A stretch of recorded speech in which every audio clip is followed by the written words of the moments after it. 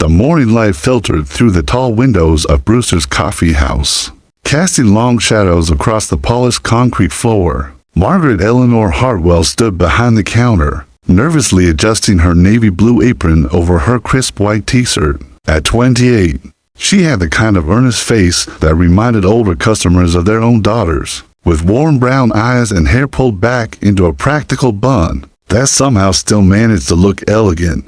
She wasn't supposed to be here today. This was her friend Sarah's shift. But when Sarah had called at 6 in the morning with a sick child and desperation in her voice, Margaret hadn't hesitated. "Don't worry," she had whispered into the phone, already reaching for her clothes. "I'll cover for you. Take care of little Emma." Now, 3 hours into the shift, Margaret was beginning to understand why Sarah always looked exhausted after working. The downtown location, the morning rush had been relentless. A steady stream of sharp-suited professionals demanding their caffeine fix, with the urgency of people whose entire day depended on that first perfect cup. The gentleman approaching her counter now was different from the usual hurried crowd. He moved with the measured pace of someone who had learned that rushing rarely improved anything meaningful in life. Somewhere in his early 50s, he had the distinguished look of a man who had grown comfortable with success without letting it make him arrogant. His dark navy suit was impeccably tailored, his salt-tan pepper hair perfectly styled, and when he smiled at her, Margaret noticed how it reached his eyes in a way that spoke of genuine warmth. "Good morning," he said, his voice carrying the kind of authority that came naturally rather than being forced. "I'll have a large coffee, black, and one of those blueberry muffins, please." Margaret smiled back, feeling some of her morning nervousness ease. "Of course, sir. Would you like that coffee to go, or will you be staying with us this morning? To go, please. I have a rather important meeting in about 20 minutes. He glanced at his watch, a simple but elegant piece that Margaret's father would have admired. Her dad had always said you could tell a lot about a man by his watch, not by how expensive it was, but by how well he took care of it. As Margaret reached for the coffee carafe, her mind wandered to her father's words.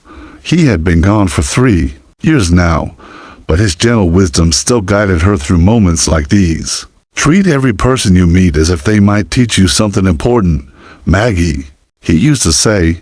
"You never know what gifts they're carrying." The coffee was perfectly brewed, the rich aroma filling the space between them as Margaret poured it into the large paper cup. She was thinking about how much her father would have enjoyed this warm, bustling coffee shop when disaster struck. The cup slipped, not entirely, just enough to send a splash of hot coffee arcing through the air in what felt like slow motion. Margaret watched in horror as the dark liquid landed squarely on the man's pristine white dress shirt, spreading across the fabric like spilled ink on fresh paper. "Oh my goodness," Margaret gasped, her hand flying to her mouth. The coffee cup, miraculously, remained mostly intact in her other hand, but the damage was done. "I am so sorry, sir. I cannot apologize enough." For a moment that stretched like an eternity, the man simply looked down at his shirt. Margaret's heart hammered against her ribs. She could feel the eyes of other customers turning toward them, could imagine Sarah losing her job because of Margaret's clumsiness, could picture herself trying to explain to her landlord why she couldn't make rent this month. Then something unexpected happened.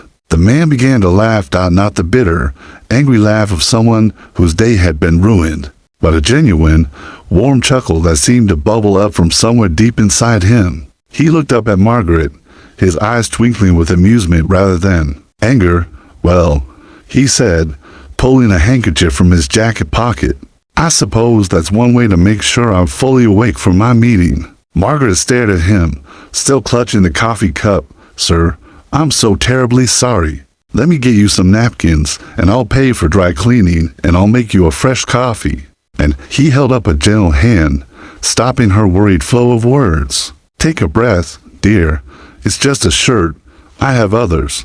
But Margaret was already in motion, her need to make things right overriding everything else. She grabbed a handful of clean towels from behind the counter and hurried around to where he stood, Without thinking, she began dabbing at the coffee stain, her movements quick and careful. "Please, sir, let me help. I used to get stains out of my father's work shirts all the time. If we act quickly, we might be able to prevent it from setting permanently." As she worked, trying to absorb as much of the coffee as possible, she continued, talking, her words tumbling out in her nervousness. "My father always said that accidents happen to good people, because they're the ones brave enough to keep trying." Though I'm not sure he meant coffee accidents specifically, she glanced up at the man's face, relieved to see he was still smiling. "I really am excellent at my job, usually. This is actually my friend's shift. She had a family emergency, and I just wanted to help, but now I've probably made everything worse." The man studied her face as she worked, something thoughtful flickering in his expression. "What's your name?" "Margaret Hartwell," she said, still focused on the stain. "But most people call me Maggie, and you are?" "James," he said simply. "James Wellington."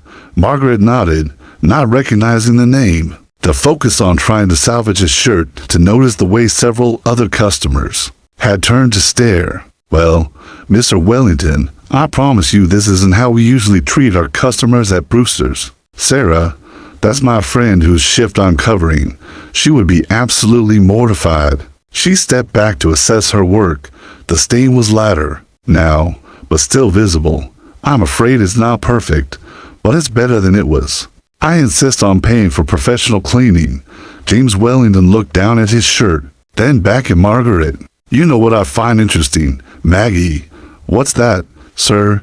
"In the last 10 minutes, you've apologized to me 17 times, offered to pay for cleaning my shirt, attempted to clean it yourself, told me about your father's wisdom, mentioned your friend's sick child, and worked harder to fix a simple accident than most people work at their actual jobs." He paused, his expression growing more thoughtful. "But you haven't once asked me for anything in return, or tried to find excuses for what happened." Margaret blinked, unsure how to respond. "Well, I made a mistake. It's my responsibility to fix it." "Is it?" James asked quietly. "Or is it just an accident that happened between the human beings on a Wednesday morning?" Before Margaret could answer, he reached into his jacket pocket and pulled out a business card. As he handed it to her, Margaret's eyes widened as she read the embossed text. "James Wellington, Chief Executive Officer, Wellington Industries." Her mouth fell open. Wellington Industries was one of the largest employers in the city, their corporate headquarters visible from the coffee shop's windows. She had walked past their building hundreds of times, never imagining she would one day spill coffee on their CEO. "Oh my goodness," she whispered. "Mr. Wellington, I had no idea. I'm so sorry. This must be incredibly inappropriate. I should have recognized you. I should have been more careful. Maggie," James said gently, interrupting her spiral of worry. "Do you know why I come to this coffee shop?" She shook her head, still clutching his business card.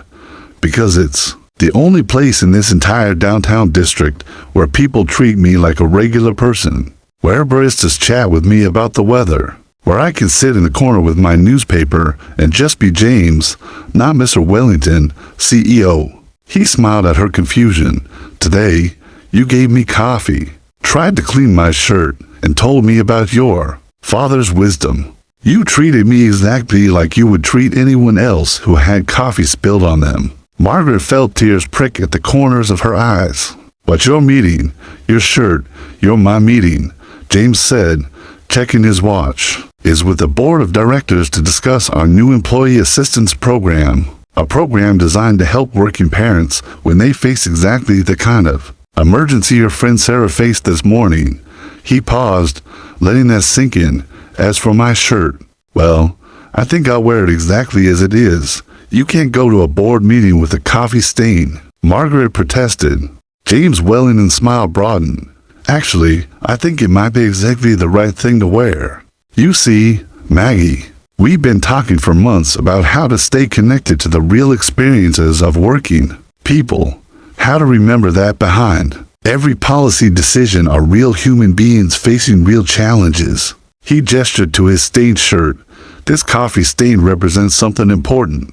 It represents a young woman who cares enough about her friend to take on extra work. It represents someone who takes responsibility for accidents and works harder to fix them than most people work at anything. Margaret stared at him, beginning to understand that something larger was happening here than a simple coffee accident. "I have a proposition for you, Maggie," James continued. "Wellington Industries has been looking for someone to head up our new community relations department.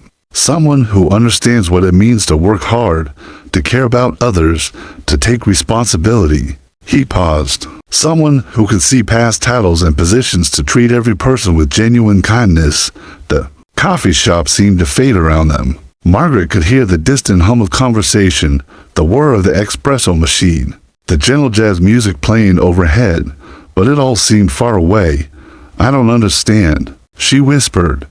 "Your friend Sarah's emergency this morning, that's exactly the kind of situation our employee assistance program is designed to address.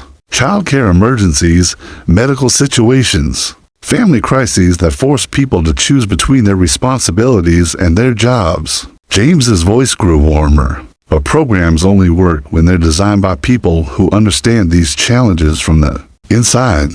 Margaret thought about Sarah, probably at home right now worrying about her sick daughter and whether she would still have a job tomorrow. She thought about her father's words about treating every person as if they might teach you something important. She thought about the dozens of customers she served every day, each carrying their own stories, their own struggles, their own small victories. "What would I have to do?" she asked quietly. "Help us design programs that actually help people. Visit our locations, talk to employees, understand their challenges. Work with local businesses and community organizations to create real solutions." James's eyes lit up with enthusiasm. "Help us remember that business is ultimately about people serving people." Margaret looked down at the business card in her hands, then back at James Wellington's kind face. "Now you're offering this to me because I spilled coffee on you? I'm offering this to you because in the 15 minutes since you spilled coffee on me, you've shown me more genuine care and responsibility than I see in most business meetings." He chuckled. The coffee spill was just the introduction. Everything that happened after that was a real interview. The weight of the moment settled around them. Margaret thought about her small apartment, her student loans, her worry about making ends meet. She thought about Sarah and little Emma. She thought about her father and what he might say about this unexpected turn of events. "There's something I should tell you," Margaret said slowly. "I don't have a business degree. I studied social work, but I've been working service jobs to pay the bills. I'm not sure I'm qualified for what you're describing." James Wellington nodded thoughtfully. "Maggie, I've been in business for over 30 years. I've learned that qualifications on paper matter far less than qualifications of character. The fact that you're worried about whether you're qualified tells me more about your suitability than any degree could." He glanced at his watch again. "I do need to get to that meeting now, but I want you to think about what we've discussed. Take my card, think it over, and call me tomorrow if you're interested." He paused at the counter, pulling out his wallet. "And I still owe you for that coffee and muffin," as he placed a $20 bill on the counter. Margaret realized she had never finished preparing his order. "Your muffin." "I never gave you your muffin," James laughed, the sound warm and genuine. "Keep it for Sarah when she comes in. Tell her a customer said thank you for raising the kind of friend who would cover her shift without hesitation."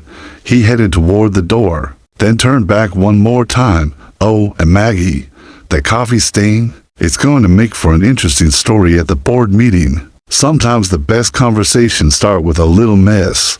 As the door closed behind him, Margaret stood behind the counter, still holding his business card, watching through the tall windows as James Wellington walked confidently down the street toward the gleaming headquarters of Wellington Industries, his coffee-stained shirt a badge of an extraordinary morning. The other customers had returned to their conversations and laptops, unaware that they had just witnessed what Margaret's father would have called a small miracle, disguised as an accident. She pulled out her phone to text Sarah, "Everything's fine here. "Rest easy with Emma. You're not going to believe what just happened."